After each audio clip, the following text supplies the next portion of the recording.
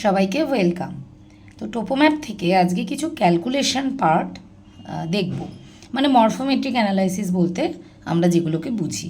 তো প্রথম দিককার ভিডিওতে তোমাদের সাথে আমি শেয়ার করেছি, যারা ফলো করছো তারা তো জানো, আর যারা দেখোনি তারা দেখে নেবে যে এই টোপোম্যাপ থেকে টোটাল কত কাজ করতে হবে, কি কি কাজ সেগুলো লিস্ট করে আমি শেয়ার করেছি। তো এতদিন ইন্ট্রোডাকশান পর্ব চললো, open series, old series, numbering, এগুলো সবই শেয়ার করেছি বিভিন্ন ভিডিওতে। এবার একটু সরাসরি কাজে ঢুকে যাব। তো প্রথম আজকে শেয়ার করছি রিলেটিভ রিলিফ। তো রিলেটিভ রিলিফের জন্য আমাদের এরকম টোপোম্যাপ থেকে বেসিন লাগবে। আগে একটা রিভার বেসিন ড্র করতে হবে নিজের পছন্দ মতো, এবং সেই বেসিনটাকে 2x2 গ্রিডে ভাগ করতে হবে। এর পদ্ধতিগুলো কিন্তু আমার এর আগেরই দুটো ভিডিওতে শেয়ার করা আছে। বেসিন কী করে আঁকবো, তার মধ্যে গ্রিড আমরা কি করে দেখাবো, তো সেগুলো তোমরা প্রয়োজন হলে দেখে নেবে, আর যদি শিখে যাও তাহলে কোনো অসুবিধা নেই। এখন হচ্ছে কাজটা কিভাবে করব। তাহলে প্রথম হচ্ছে টোপোম্যাপের মধ্যে এই কাজটা আমায় আগে করতে হবে, বেসিন এবং গ্রিড। তাহলে বেসিন আর গ্রিড করার পর এই পুরো জিনিসটাকে ট্রেসিং পেপারে আগে ট্রেস করে নেব। যে কোনো ট্রেসিং পেপার এর ওপর বসিয়ে এইটা বুলিয়ে বুলিয়ে ট্রেসিং পেপারে তুলে নেব। তারপরে ছাপ দিয়ে আমাকে খাতায় এই বেসিনটা তুলতে হবে এবং গ্রিডগুলোকেও আঁকতে হবে। আঁকাতে আমি পরে যাচ্ছি। প্রথমে বলি যে ক্যালকুলেশন পার্ট কিভাবে করতে হবে। আগে এখানে আমি একটুখানি ডিটেলে দেখাই যে কিভাবে গুনতে হয়, তারপর বোর্ডে তোমাদের তো বোঝাতেই হবে যে কিভাবে ড্র করতে হবে। তো বুঝতেই পারছো এমনি তো খুবই ঘিঞ্জি টোপোম্যাপ। তোমরা যখনই ভিডিও দেখো না কেন পাশে টোপোম্যাপ নিয়ে বসবে, একটু করে দেখবে, পজ করে দেবে, দিয়ে টোপোম্যাপের দিকে তাকাবে, তাহলে আমার মনে হয় জিনিসটা সহজে বুঝতে পারবে। তো যাই হোক, এখানে দেখো একটা বেসিন, তাকে অনেক গ্রিডে ভাগ করা আছে। ছবিটা একটু তো বুঝতে অসুবিধা হবেই, যেহেতু এরকম দেখতে হয়। তবু আমি পদ্ধতিটা বলছি, তোমাদের কাজটা কি। কাজটা হচ্ছে এই যে বেসিনের ওপর অনেকগুলো গ্রিড আছে, সেগুলো তো আমরা ক্যালকুলেশন টেবিলে করব, দেখাচ্ছি সেটা কিভাবে হয়। মানে ধরো A1, A2, A3 এভাবে তো এখানে অনেকগুলো গ্রিড আছে। তো আমার মনে করো এটা হচ্ছে প্রথম গ্রিড। তো এই গ্রিডের থেকে আমাকে কি দেখতে হবে? গ্রিডের থেকে দেখতে হবে হায়েস্ট কন্ট্যুর ভ্যালু আর লোয়েস্ট। প্রথমে শুনেই মনে হচ্ছে বাবার এই কঠিন কাজ কি করে করব, এত ঘিঞ্জি, এর মধ্যে থেকে আবার এসব করা যায়? অবশ্যই করা যায়, অবশ্যই করা যায়। টেনশান না নিয়ে সহজে করা যায়, টেনশান প্রথম কথা নেব না। আমি ফার্স্ট এই গ্রিডটা বলছি, দাঁড়াও একটুখানি জুম করি। আচ্ছা, আমি একটু জুম করেই দেখাচ্ছি। এই যে গ্রিডটা, ছোট্ট গ্রিড, এই ছোট্ট গ্রিডটা, তার মধ্যে অনেক কন্ট্যুর গেছে। এই যে ব্রাউন কালারের কন্ট্যুর তো একবারে ভর্তি। আমি খুব সহজে খুঁজবো এখানে হাইয়েস্ট কত। তো যদি কোনো গ্রিডের মধ্যে এরম স্পট হাইট পড়ে, তো সেটার দিকে তো আগে চোখ যাবে। তো মনে করো কন্ট্যুর যে ভেতরের দিকে বাড়ছে সেটা আমরা বুঝতে পারছি, এবং বাড়তে বাড়তে এই যে একটা বিন্দু 521, তার মানে এটা 521 কিন্তু বেশ একটা উচ্চতম মান। আমরা দেখে নেব যে 521-এর থেকেও বেশি কিছু আছে কি না, সেইটা দেখে নেব। তো দেখা যাচ্ছে মোটামুটি এই যে মোটা মোটা কন্ট্যুরগুলো, মানে মোটা কন্ট্যুর মানে এর আগেরই ঠিক যে মোটা কন্ট্যুর সেটা কিন্তু 400। এটা যদি 521 হয়, এই মোটাটা 500, এটা 400, এখানেও একটা সার্কেল হয়ে আছে, তার মানে এটাও 500। তাহলে আমি এখানে সর্বোচ্চ 521ই পাচ্ছি। আমি হাইয়েস্ট ভ্যালু 521 ধরবো। এবার লোয়েস্ট কী করে ধরবে? ওই যে মানে অ্যাভারেজে দেখবো, এটা 500, এটা 400, তার আগেরটা তার মানে 300, তার মানে 300 অবধি পেয়ে গেলাম। এটাই কিন্তু ঘুরে ঘুরে রয়েছে, তো 300 অবধি পেয়ে গেলাম। আর যত সবুজ থেকে সাদার দিকে যাবে তত কিন্তু কম মান। ওই জন্য তুমি 300 যখন পেয়ে গেছো, তো 300-র আগে দেখো আরও ছোটো ছোটো বেশ কিছু, মানে 200টা আসেনি, এই গ্রিডে কিন্তু 200 আসেনি। তবু চতুর্দিকে তাকিয়ে দেখে নেবে অন্য কোনো দিকে এসছে নাকি। 200 আসেনি, 200-র পরে দুটো দাগ মতো এসেছে। 240 আমি এখানে লোয়েস্ট পাচ্ছি। এইটা মোটামুটি করতে পারলেই হবে, তোমার ছবিতে প্রেজেন্টেশন ঠিকই আসবে। মানে আমি বলতে চাইছি, ধরো এখানে 521 ধরলে, লোয়েস্টটা কেউ 220 ধরলো, তুমি 240 ধরলে, তুমি যেমন বুঝেছো। এমনকি কেউ যদি 200 ধরে নেয়, ছবি কিন্তু সবার একরকম আসবে, কারণ আমরা যে ছবিটা করব সেটা উঁচু নিচু জোন করব, কোন দিকটা কম কোন দিকটা বেশি। তাই তুমি 240ই ধরো, 220 ধরো, 200ই ধরো, তোমার লো জোন কিন্তু এই দিকেই আসবে। নিশ্চয়ই এটাকে কেউ 400 ধরবে না, তাহলে সে ভুল করবে। আমি বলতে চাইছি মানে টেনশানটা নেবে না। আমি অনেককেই দেখি কী করে করব এই টেনশানটা নেবে না। তোমার চোখে মোটামুটি যতটা বুঝছো তুমি করে দাও, বন্ধুর সঙ্গে মেলার দরকার নেই। ওই 10, 20, 19, 20 কিচ্ছু হবে না, তোমার জোনেশান ঠিক হবে। মানে আমি বলতে চাইছি এইটা 300, এই দিকটা কম, এটুকু তুমি যেন সঠিকভাবে বুঝতে পারো। কম মানে এখানটা কম না করে কেউ যদি এবার ভুল করে এটাকে 400 আরও বা বাড়তি কিছু ধরে নেয়, মানে বেশি মান 200-র বদলে 500 বুঝে 500 লিখে দিল, তার কিন্তু প্রেজেন্টেশন ছবি সব ভুল হবে। ওই জন্য বেশি থেকে কমটা খুব ভালো করে ফলো করবে, যে এই দিকটা বেশি এই দিকটা কম। কত কম? 200 হতে পারে, 210, 220, যে যেটা বুঝতে পারছে লিখলো। তবে আমি ঠিক পরের গ্রিডটাই আসছি, কারণ এখানে তো একটা স্পট হাইট ছিল, তোমাদের বলতে সুবিধা হলো। আমি এই গ্রিডটা আসছি। এই গ্রিডে কোনো স্পট হাইট নেই, 1 নম্বর কথা। দ্বিতীয়ত হচ্ছে প্রচুর কন্ট্যুর আছে, কোনো মান কোথাও লেখা নেই। তাহলে আমি কি করে বুঝবো? আমি আগের গ্রিডটাই যেহেতু করলাম, আমি আগের গ্রিডে এটাই 400, এই 400টাই এখানে ঢুকছে, আমি তাহলে বুঝে গেলাম এটা 400।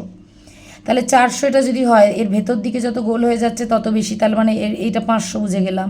500-র পরে জিরি দাগ মোটামুটি যা আছে, মধ্যেখানটা 600 বোঝা যাচ্ছে, মধ্যের গোলটা 600 বোঝা যাচ্ছে। আমি বেশি চোখ খারাপ করবো না, 600 বুঝতে পেরেছি, 600কে আমি হাইয়েস্ট রাখলাম। এবার লোয়েস্ট মানে সবুজ থেকে সাদার দিকে চলে যাব। সাদার দিকে মানে এবার 400 থেকে কমছে মানে কি 300 কি পাচ্ছি না, তার মানে ওই 300 সামথিং পাচ্ছি, 320 পাচ্ছি। একদম অ্যাপ্রক্সিমেট করে হিসাব করে নেবে, কারণ এতগুলো গ্রিড করতে হবে, তার অঙ্ক করতে হবে, ছবি করতে হবে, সময়ের মানে সীমিত আমার। আমি একটা গুনতেই সেই একবারে মনে হচ্ছে ম্যাগনিফাইং গ্লাস নিয়ে বসে দেখে আমি করেই যাব নিখুঁতভাবে, ওই রকম না। সবটাই অ্যাপ্রক্সিমেটলি তোমরা কাজ করবে।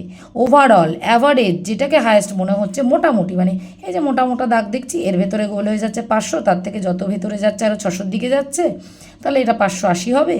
আর কমের দিকে হচ্ছে একটু আস্তে আস্তে লোয়ের দিকে কমছে, 400 বা 300 বোঝা যাচ্ছে, 300-র পর আরও দুটো ছোটো দাগ বোঝা যাচ্ছে, ওগুলো তাহলে 280 হবে বা 260 হবে। মানে অ্যাভারেজ করে ঝটাঝট আমি মানে প্রতিটা গ্রিড করব আর টেবিলে লিখব। এই গ্রিডটাকে একটু দেখাই, এই গ্রিডটা এখানে দেখো 524 একটা স্পট হাইট আছে, 524 স্পট হাইট আছে, কিন্তু একটু পাশে গেলে দেখা যাচ্ছে এখানে কিন্তু একটা 600-র দাগ আছে। তাহলে 524 মনে করো স্পট হাইট, কিন্তু এর থেকে বেশি একটা জায়গায় কন্ট্যুর আছে যার মান হচ্ছে 600। আমি কিন্তু তখন 600টাই নেব, যতই স্পট হাইট থাকুক।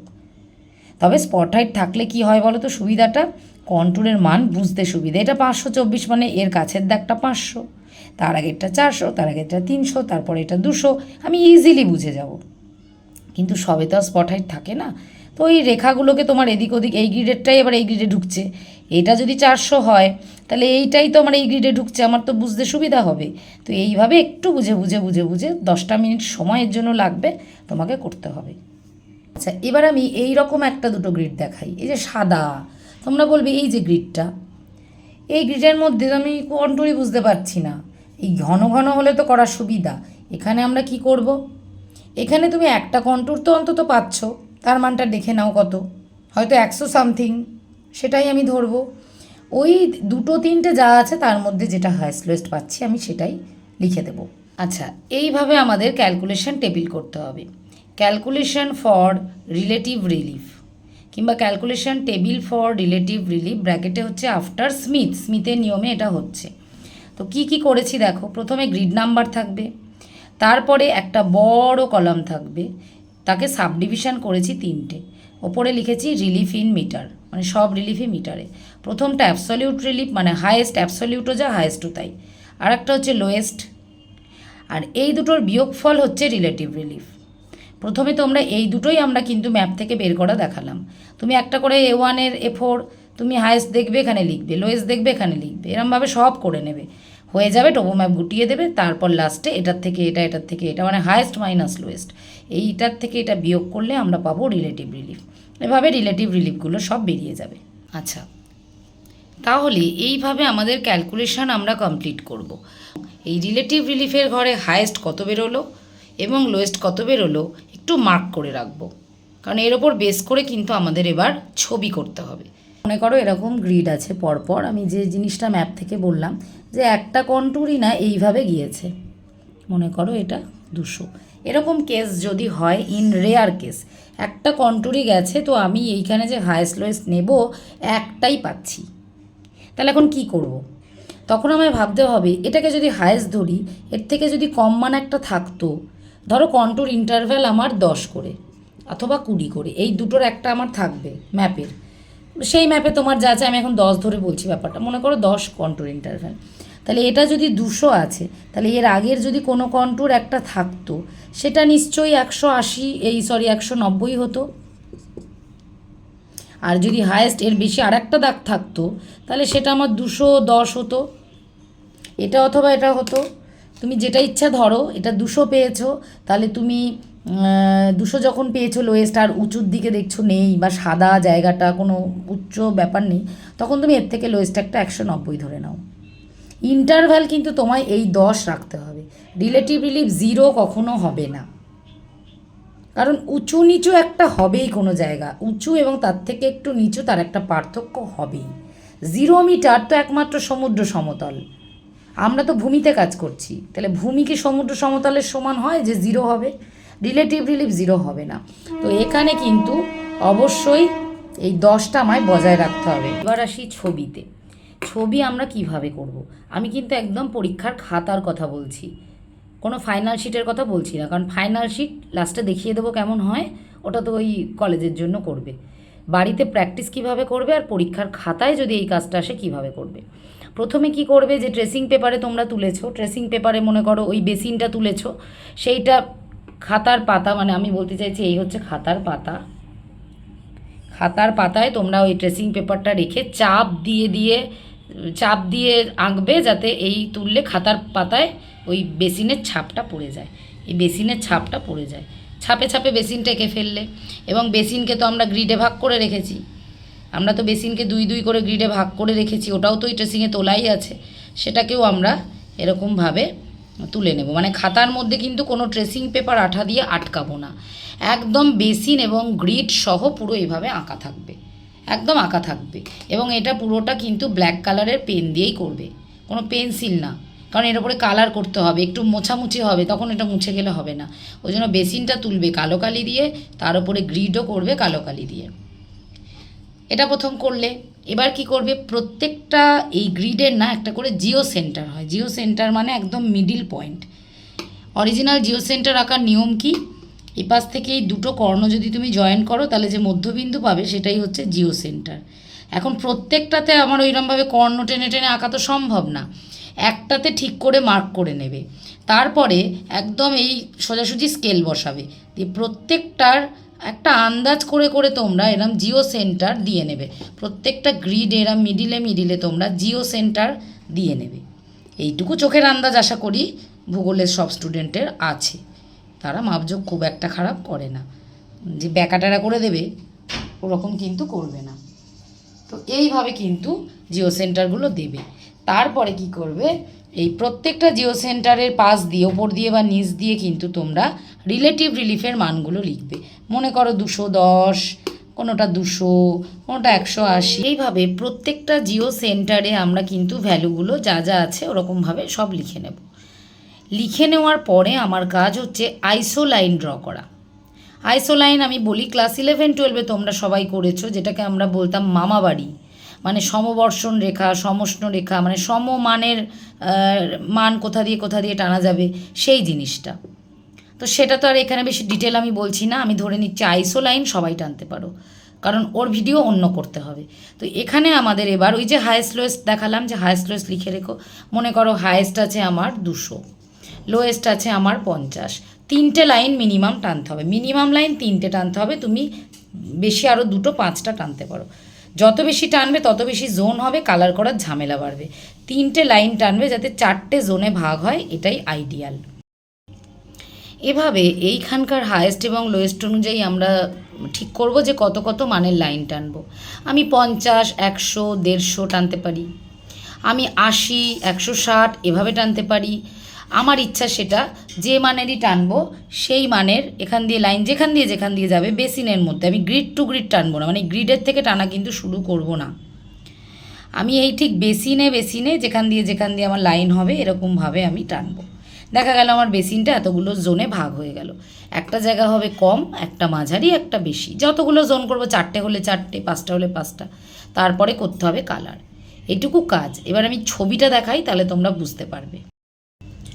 এই হচ্ছে রিলেটিভ রিলিফের ছবি বা ফুল প্রেজেন্টেশন। দেখো, যেটা তোমাদের দেখালাম, প্রথমে বেসিনটা তুলেছি, তার ওপর দিয়ে গ্রিড এঁকে নিয়েছি, এখানে কোনো ট্রেসিং পেপার নেই, পুরোটাই আঁকা, এটা পরীক্ষার খাতার কাজ হচ্ছে। আচ্ছা, এখানে দেখো A B C D এরকমভাবে নাম দিয়েছি, আবার 1 2 3 4 করে গ্রিডের নামগুলো দিয়েছি। প্রত্যেকটাই জিও সেন্টার মার্ক করেছি এবং ভ্যালু লিখেছি, ছোট ছোট করে লিখবে, ছোট ছোট করে লিখবে। তারপরে দেখো, আমি ডিসিশান নিয়েছি যে আমি কটা লাইন টানবো, 3টে, একটা 80, একটা 160, 240, তাহলে আমার 4টে জোন হবে।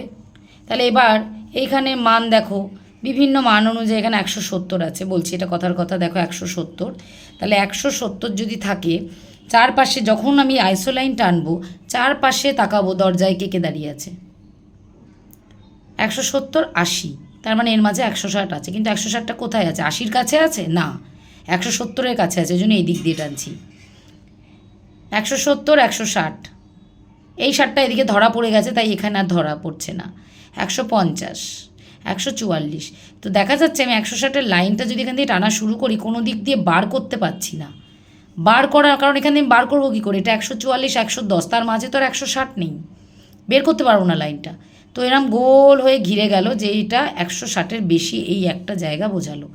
আর যেগুলো বার করতে পারছি, দেখো 100, এখানে আমি 80-র লাইন টানছি, একদিকে আছে 80-র কম, একদিকে আছে 80-র বেশি, তো যেখান দিয়ে 80 যাবে এরম টানবো, একটু করে থামবো, দুদিকে তাকাবো, 10 150 টানছি টানছি টানছি, 50 150 টানছি, 80 যাচ্ছে যাচ্ছে, এখানে একটা 80 পেলাম, 80-কে টাচ করলাম। 80 কখন টাচ করব, যদি কোনো জিও সেন্টারের মান আমার 80 থাকে, তবেই আমি 80 টাচ করব, না হলে কিন্তু আমি 80 টাচ করতে পারবো না। তবে পরপর দুটো 80, আমি যদি মনে করতাম যে এখানে এই 80টাকে টাচ করে এই 80 দিয়ে বেরোবো, তাও কিন্তু হবে, অসুবিধা কিছু নেই, একই মান ছিল যদিও। তো এই যে এরকমভাবে 80 80 করতে করতে করতে করতে আমি এখান দিয়ে, এই যে 100 আর 30 আছে, এর মাঝে 80 বা 150 আছে, 80 বেরিয়ে গেল, 80 আমার এখানে বেরিয়ে গেল, এটা 80-র রেখা। তো 80টা আঁকতে আঁকতে আমি কিন্তু অন্য কোনো জিও সেন্টারকে টাচ করিনি, শুধু 80-র জিও সেন্টার যেটা পাবো আমি সেটাকেই টাচ করব। এরকমভাবে এখানে দেখো টেনেছি, এটা 160-এর, 160 কোথায় আছে, দুটোর মধ্যে মোটামুটি আন্দাজ করে স্টার্ট করবো। দেখো, বেসিন থেকে স্টার্ট করেছি, গ্রিড থেকে টাচ মানে শুরু করিনি, বেসিন টু বেসিন, তো এখান দিয়ে যাবে 150, তার পাশ দিয়ে যাচ্ছে 60, যেতে যেতে 160-কে পেয়েছি, তাই ওর ধরেছি ওর চুলের মুঠি ধরে, আবার যাচ্ছি যাচ্ছি যাচ্ছি, এখানে যদিও আমার একটু কালি পড়ে গেছে রটারিংয়ের, এখান দিয়ে যেতে যেতে আবার দেখো যেখান দিয়ে এরকম যাবে যাবে যাবে যাবে, 160 তো আর কোথাও নেই, কাউকে টাচ করতে পারছি না, মোটামুটি বাউন্ডারিতে দেখছি বেরিয়ে যাবে, বেরিয়ে গেল। এরকমভাবে আমি জোন করার পর অনেকগুলো জোন হলো, সেই অনুযায়ী কালারটা হবে। রিলেটিভ রিলিফ সবসময় ব্রাউন কালার দিয়ে শেড দেবো, ব্রাউন কালারটাই হালকা, তারপরে আরেকটু ডিপ আরেকটু ডিপ আরেকটু ডিপ দিয়ে ঘষে ঘষে তোমরা এই কালার শেডটা করবে, মানে হালকা থেকে ডিপ। তারপরে ওপরে হেডিং যাবে, এখানে অবশ্যই ম্যাপ নাম্বার যাবে। আচ্ছা, এখানে একটা জিনিস আমার মিস হয়েছে, সেটা হচ্ছে মানে বেসিনের ল্যাট লং, এখানে কিন্তু ল্যাট লং অবশ্যই যাবে, যে কোনো একটা কর্নারে যাবে, হয়তো ফাইনাল শিটে দিয়েছি, এখানে দিইনি, আমি দেখাচ্ছি তোমাদের, নিচে থাকবে RF। এই হচ্ছে পুরো রিলেটিভ রিলিফের কাজ। এরপরে হবে হাফ পাতা ইন্টারপ্রিটেশন। ইন্টারপ্রিটেশনটা কী হবে আমি পরে বলছি, আর দুটো কাজ আগে দেখিয়ে নিই। আচ্ছা, এবার দেখো রিলেটিভ রিলিফেরই একটা ফাইনাল শিট দেখাচ্ছি। এখানে কিন্তু একটা ট্রেসিং পেপার আটকানো আছে, এই যে গেটওয়ে পেপার, এটা যেহেতু ফাইনাল শিট, এর একটু কায়দা কানুন আলাদা। তো রিলেটিভ রিলিফ ম্যাপ নাম্বার আছে, এখানে ইন্ডেক্স আছে, স্কেল আছে, আর এই মানে এই যে গ্রিড ব্যাপারটা হচ্ছে ট্রেসিংয়ের ওপরে আছে, আর বেসিন অনলি জোনটা নিচে আছে, তার ওপরে গ্রিডটা শো করে করা হয়েছে। তুমি যদি এর ওপর দিয়ে এঁকে দিয়েও করো, অসুবিধা কিছু নয়। যে সুপারভাইজার থাকবে, মানে যে তোমাদের গাইড করছে, কলেজের টিচার, তিনি যে স্টাইলে করতে বলবেন, তোমরা ফাইনাল শিট তার মতো করবে, তার সঙ্গে কোনো বিতর্কে জড়াবে না। সে যেটা পছন্দ করছে, যেভাবে করতে বলছে সেভাবে করবে। আমি তোমাদের পরীক্ষার পারপাসটা বেশি বলছি, যেটা কম সময় লাগবে আমরা কিভাবে করব। ওখানে এইসব আঠা দিয়ে ট্রেসিং পেপার আটকানো, এসব ঝামেলায় তো যাবোই না আমরা। ঠিক আছে, তাহলে দেখো প্রত্যেক জায়গায় মান লেখা আছে, বুঝতে পারছো। সেই মান অনুযায়ী আমরা আইসোলাইন ড্র করেছি, এখানে আবার 5টা করেছি, মানে 4টে ভ্যালু নিয়েছি, 75-এর ইন্টারভ্যাল করে, সেম ইন্টারভ্যাল নেবে। এবং এই ইন্টারভ্যালে এবার বলবে যে এখানে তোমাদের একটা ভাই প্রশ্ন করে ইন্ডেক্সগুলো গায়ে লাগানো কেন, কারণ আমাদের প্রত্যেকটা জোন তো একটার সঙ্গে একটা টাচ করে আছে, তাই ইন্ডেক্সগুলো গায়ে লাগানো, ছাড়া ছাড়া বক্স নয়, কারণ দুটো জোনের মধ্যে কি কোনো গ্যাপ আছে, নেই, তাই এখানেও গায়ে লাগানো। এগুলো হচ্ছে ছোট্ট ছোট্ট প্রশ্ন। তারপরে এবার দেখো জোনটা নিশ্চয়ই বুঝতে পারছো, দেখো আইসোলাইন ড্র করেছি, সেটা ওই কালারেরই বর্ডার দিয়েছি। আর 5টা শেড আনা খুব কষ্টকর, ওই জন্য ফুজির সঙ্গে একটু প্যাস্টেল কালার মিক্স করে এসব করেছি। আর কাঁচা হাতের কাজ তখন, ওটা একদম সব ফার্স্ট ইয়ারের তখনকার ভিডিও, এই তখন তখন সেকেন্ড ইয়ার বা অনেক অল্প বয়সের তখন ছবি, অত আঁকাঝোঁকা একটু মানে ওই জন্য ফুজি কালার একটু এরকম ছোপ ছোপ হয়ে গেছে। তখন অনেক সুন্দর লাগবে আশা করি। আর পরীক্ষার খাতায় তো আর এসব জল রং করা যাবে না, ওখানে কিন্তু পেন্সিল কালার, আমি সেটাও একটা এক্সাম্পল তোমাদের দেখাচ্ছি। এ দেখো ল্যাট লং কিন্তু অবশ্যই দেবে, ল্যাট লং অবশ্যই দেবে। এইভাবে হচ্ছে রিলেটিভ রিলিফের কাজ হবে। মেন হচ্ছে ভ্যালুগুলো নেওয়া আর জোন করা। তুমি মিনিমাম 4টে জোন করবে, 4টে জোন করবে, এর বেশি যাবে না, এটা আমার সাজেশান। এবার একটা অন্য কাজ দেখাই, এটা দেখো, এটা হচ্ছে 10x10 গ্রিড যদি বলে তখন করবে। ওপরে ক্যালকুলেশান আছে, তারপরে তার নিচে ছবি। এখানে সব ট্রেসিং পেপার মারবো না, মানে পরীক্ষার খাতায়। আর এখানে কোনো বেসিন দেয়নি, টোপো ম্যাপ থেকে বলেছিল 10x10 একটা এলাকা সিলেক্ট করে করতে। তো খুব ইজি কাজ, সেটাকে গ্রিডে ভাগ করা সোজা, আর বেসিন তোলার ঝামেলা থাকবে না। এখানেও দেখো আমি 4টে নিয়েছি, তার জন্য 5টা শেড হয়েছে, কিন্তু পেন্সিল কালার দিয়ে করেছি, সুন্দর এসে গেছে। ওই জল রং খুব ঝামেলার জিনিস। আর এখানে স্কেল আছে, দেখো ল্যাট লংও দিয়েছি, এখানে আবার 4 কর্নারে ল্যাট লং দিয়েছি, দিলেই হলো, তোমরা তোমাদের স্টাইলে দেবে। ম্যাপ নাম্বার দিতে ভুলবে না, হেডিং দিতে ভুলবে না। এই হচ্ছে তাহলে আমাদের রিলেটিভ রিলিফের কাজ।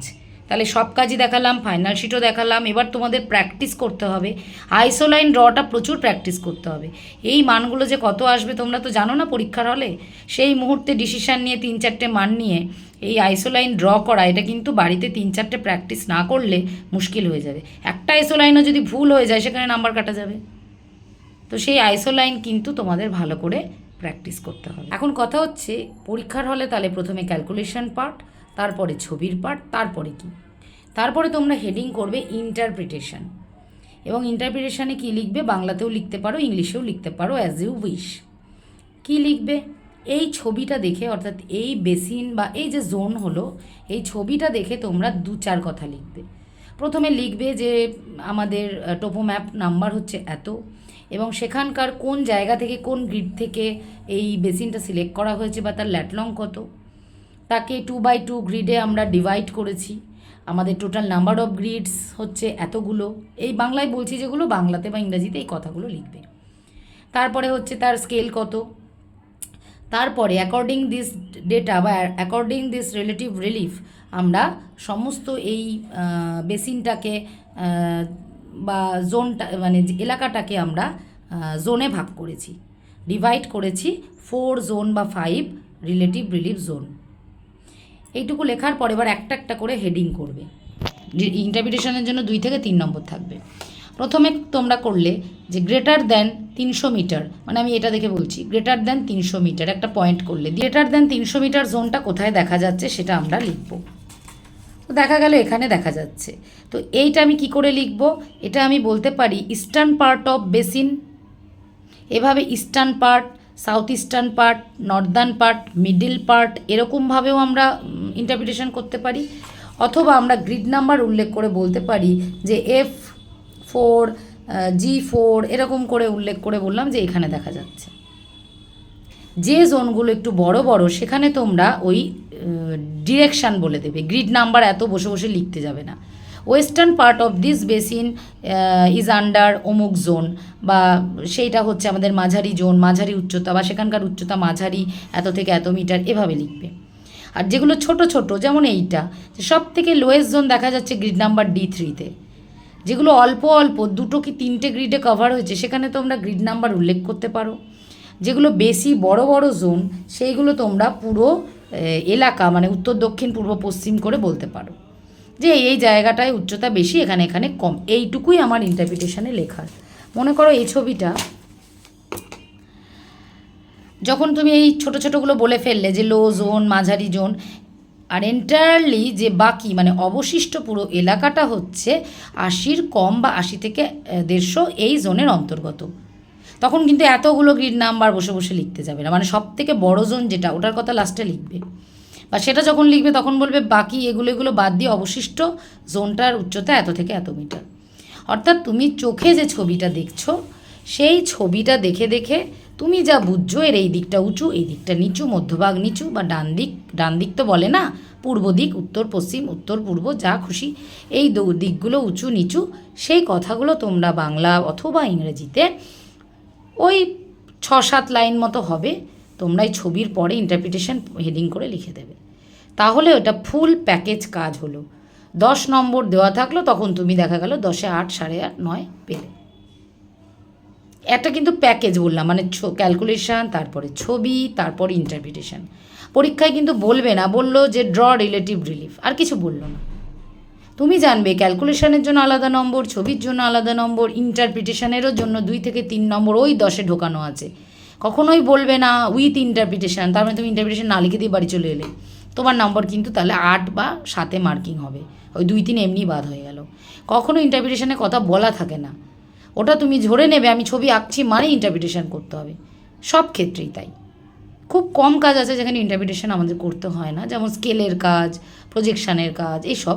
তাছাড়া কার্টোগ্রামস বলো, এই সমস্ত ম্যাপের জিনিস বলো, সব জায়গায় ইন্টারপ্রিটেশন আমাদের করতে হবে। তাহলে বোঝা গেল।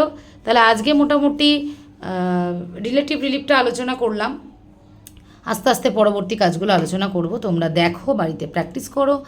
আর যদি কারোর কোনো প্রশ্ন, অনেক সময় স্টুডেন্টদের থেকে অনেক কোশ্চেন পাই যে এটা কেন হলো, কী হলো, সেটা তোমরা জিজ্ঞাসা করো বা কমেন্ট করে জানিও। আর ভালো লাগলেও জানিও যে হ্যাঁ বুঝতে পারলাম, বা ভালো লাগলো একটা লাইক করো, আর বন্ধুদের সাথে শেয়ার করো। কমন কথা রোজ রোজ বলি না, যাই হোক তোমাদের কাজে লাগলেই হবে। সবাই ভালো থেকো, আবার নেক্সট ভিডিওতে দেখা হচ্ছে।